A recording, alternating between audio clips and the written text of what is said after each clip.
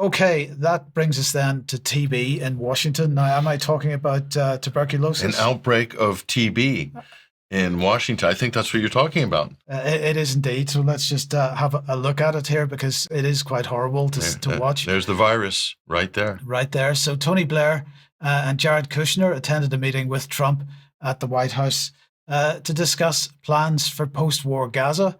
Uh, that's what they said. They missing from the meeting, of course, was anyone representing the people of Gaza. Of course, they're not invited. They're not invited. Blair and Kushner were apparently there to discuss ideas for how Gaza can be governed without Hamas in power.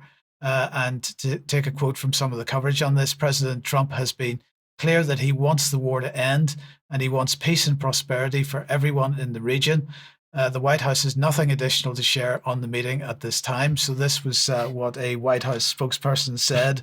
An anonymous White House official said that to the mainstream So press. Trump wants it to end by any means necessary, including ethnic cleansing and moving everybody out of the or killing whoever doesn't want to leave. Okay, right. We get that. Okay. So why was Blair there? Well, of course, remind you that after stepping down as Prime Minister of the UK in 2007, he took on the role of Middle East envoy for the Quartet, the so-called Quartet. Just remind everybody what that is. That was the sort of confab of countries informally that were trying to, midwife some kind of a peace process in the Middle East, and of course that included the Western powers. I even think Russia was involved somewhat in the Quartet as well. Complete and abysmal failure, as we can see. Absolutely, and he held that role until 2015. But also, he was also there because, of course, as we reported a couple of weeks ago, Tony Blair Institute was also involved in creating the whole Trump Gaza Riviera plan alongside Boston Consulting Group. And if you remember, this plan was announced back in June. It was a post-war Gaza plan that envisaged kickstarting Gaza's economy with a, quote, Trump Riviera and an Elon Musk smart manufacturing zone.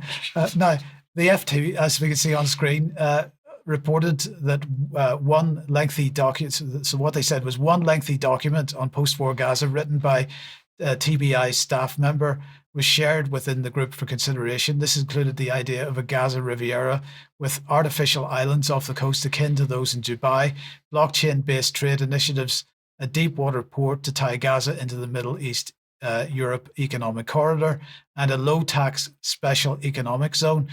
And my first question then was, are these akin to this free port idea that we're getting in the West, where we're supposed to have these low tax zones? I'm not sure, but I guess it's the same kind of policy. So glitzy high rise Dubai style apartments that are basically and rivers of blood. Yes. Around them. I mean, who wouldn't want that, really? Tony Blair is midwifing that project. I'm so shocked. Well, indeed. Now, it was the news website Axios which broke the story of this latest meeting.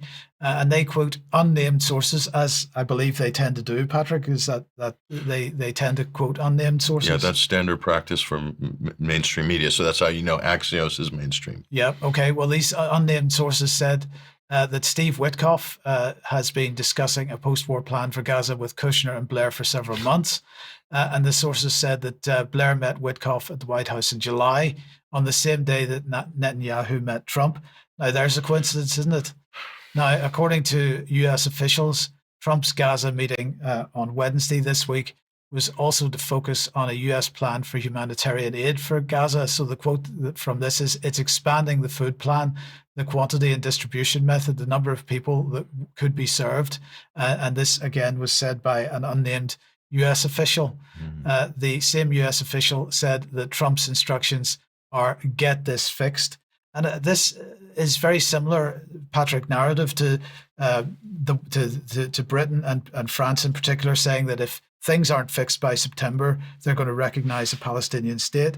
Now, that some people thought this was a great thing, but what that message to me was telling Israel, get this sorted out. In other words, ramp up what you're doing and get the things finished. Yeah, we're expanding food distribution, but at the same time, Israel's expanding bombing and mounting a full-scale invasion of Gaza. I mean, you can't make this up. How Orwellian is this whole thing? I mean, this is just beyond the pale at this point.